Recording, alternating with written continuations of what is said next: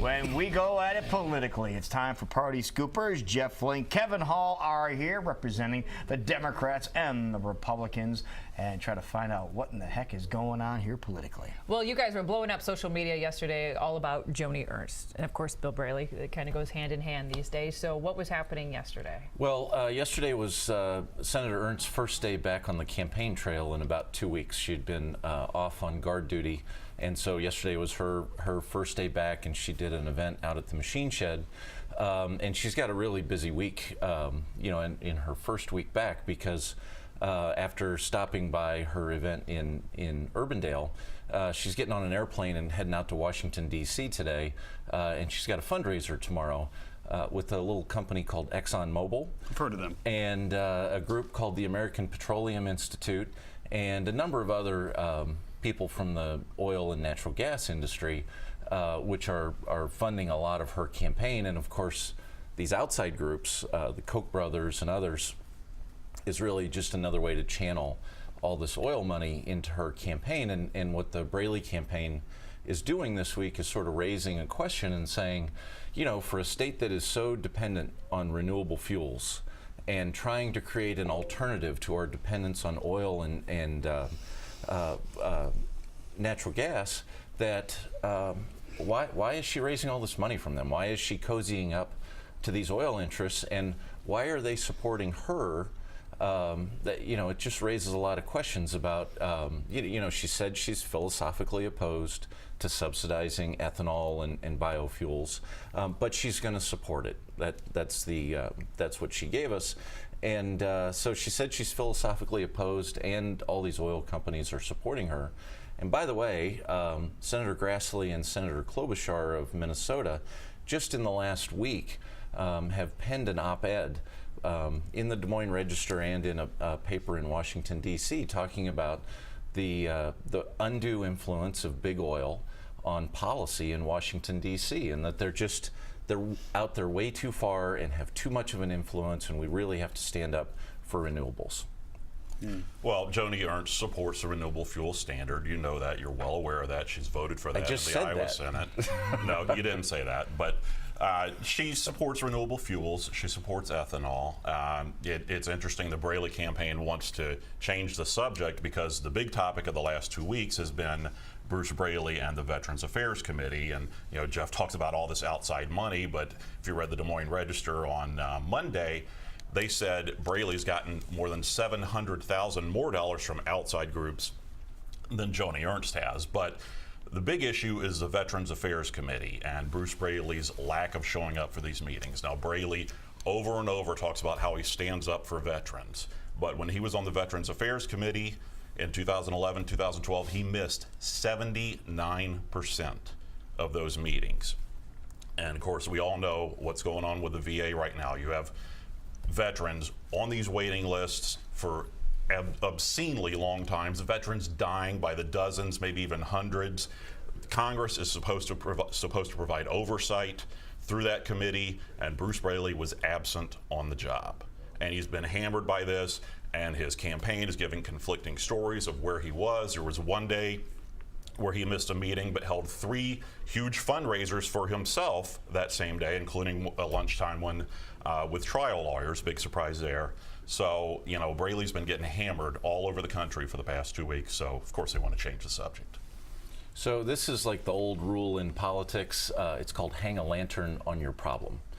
So when you have a problem with votes or attendance, what you do is you attack your opponent for it. And so Joni Ernst, everyone knows she missed 40% of the votes in the legislature this spring because she was busy campaigning. So what is she going to do? She's going to attack Bruce Braley for missing hearings. But let's talk about what his record is, because if you really look at Bruce Braley's record of accomplishment on veterans issues, he's done some pretty remarkable things. First of all, the Iowa National Guard, the 133rd group, was the longest serving group on the ground in Iraq.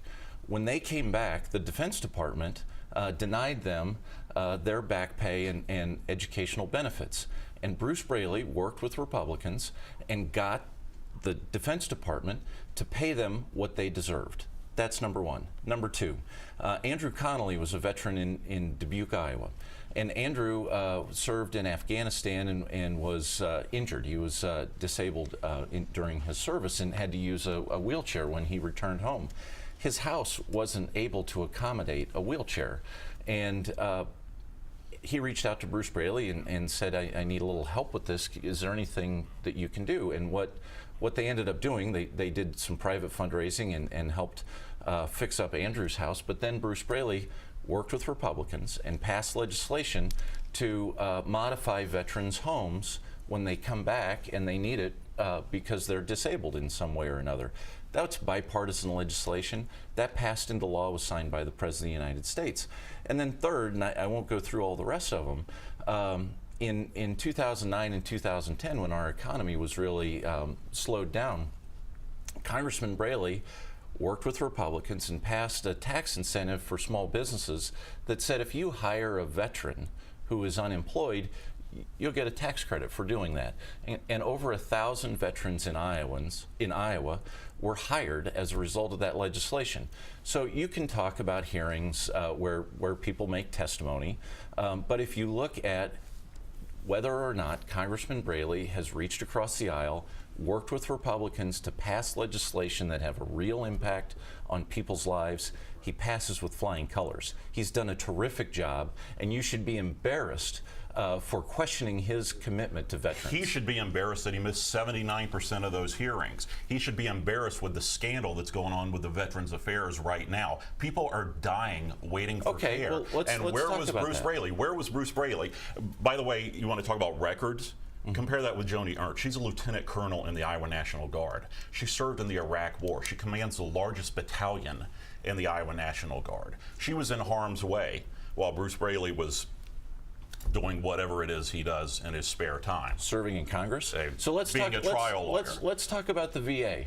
Let's talk about the VA. Yeah, let's talk about the VA. Where was he? 79% of the meetings, he wasn't there. And then the Braley campaign offers this excuse. They said, oh, well, he missed this one meeting where they talked about the backlog of patients on these waiting lists because he had another congressional meeting to go to. Well, the video and the testimony of that hearing shows he wasn't there. He was there long enough to be marked present and then skipped out on it, apparently, because he never said one word, and the video over and over shows his seat was empty. Do you want to talk about the problems with the VA, or do you want to talk about this hearing? 79% of these hearings, Bruce Braley was not there. The VA secretary got fired just a couple of months ago. This is a major scandal. Congress just yesterday reached a tentative agreement on a $17 billion package to fix the VA, and while Bruce Braley was on this committee, supposed to be serving oversight, he was absent. Okay, well, let's talk about that plan. It's a bipartisan solution. It does cost $17 billion. $5 billion is going to come from cuts, and $10 billion is additional spending. The Hill newspaper in Washington, D.C. said this is the largest expansion of government under this Republican majority in the House. Bruce Braley is going to support it because he wants to fix the problems at the VA. What do you think Joni Ernst is going to do?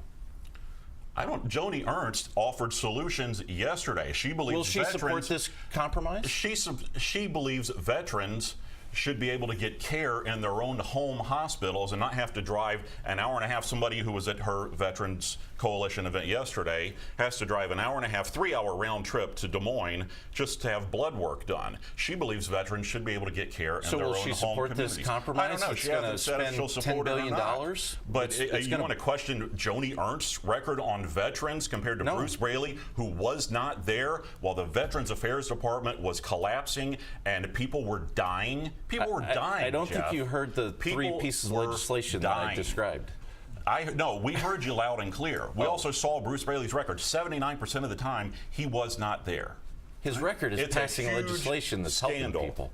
So let me ask you, will she support that? Where was he supporting the legislation when veterans were on these waiting lists, dying, waiting for care? Will she support the bill or not? Yes or no? Where was he? Yes I don't know if she will or not. You'll have to ask her. Okay. But where was he?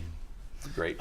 What I want to know, Bruce Braley. He was absent. And I don't want to get her in trouble at all, and it has nothing to do with her. My wife's a physician at the VA, and I'd like to know where this money is going to go, because the problem at the VA, and obviously the waiting lists were horrible, but the reason the waiting list existed is because we keep making more veterans with stupid wars like the Iraq War, and we don't have enough doctors to take care of them. Yes. So I don't know what throwing money at the problem is going to do. We need more doctors to take care of the veterans that we keep making with bad decisions. Well, I think part of this legislation is to hire more doctors. The other big part of the legislation is to I think $10 billion of the 17 is to allow veterans to use health care in their in their own community, so that they don't have to do 3-hour drives. I think it's a combination of those two things are part of this compromise. Now, there's concerns that some of these House Republicans are not going to support the compromise because it's borrowing $10 billion to fix this problem,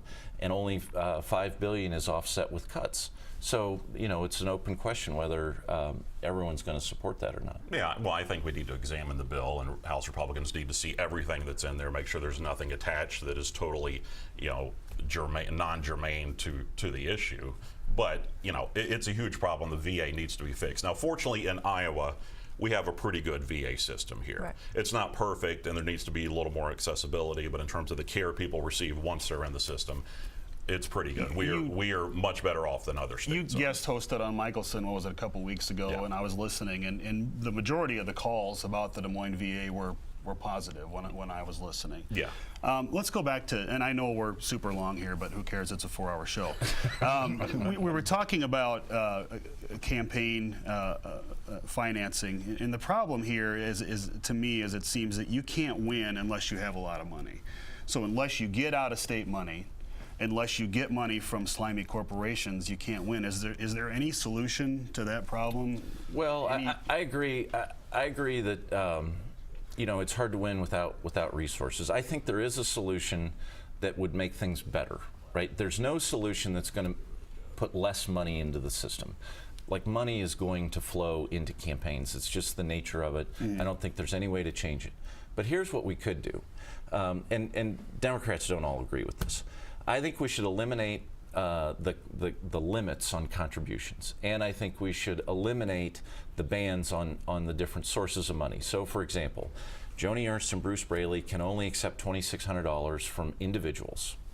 They're not allowed to take money from corporations, and they're not allowed to take any contribution over $2,600.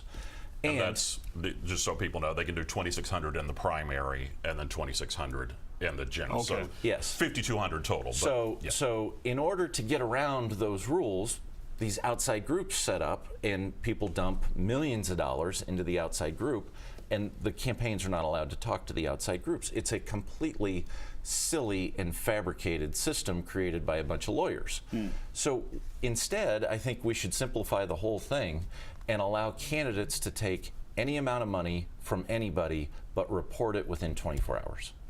And that way, if you let voters see where the money's coming from and how much it is, voters can decide.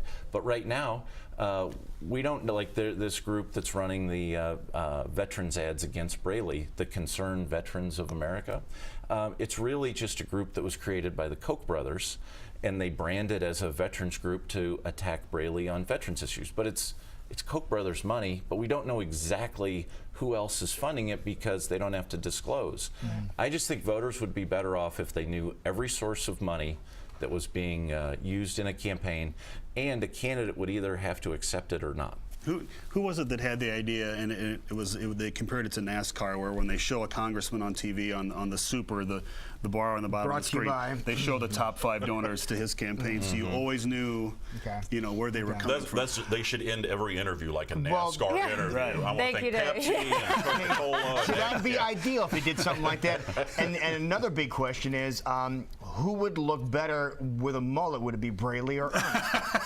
Or who would look better with a mullet? Would it be Jeff or Kevin? Well, we can answer that question because there they are. Lord. Now, if that looks like you, fear no mullet, and you are ready for a transformation, folks. We are looking for Kevin, you look good. Because in look August, Trixie's is going to How did that transform even a happen? mullet-wearing individual here in Central Iowa and give them a total Are new those look. out of your yearbooks? That, I mean, that you guys takes are looking me back to my studly. days growing up in Burlington, Iowa. See, I told you. Told you. Good job, you guys. Well done. That's good. Well Thanks. done. Look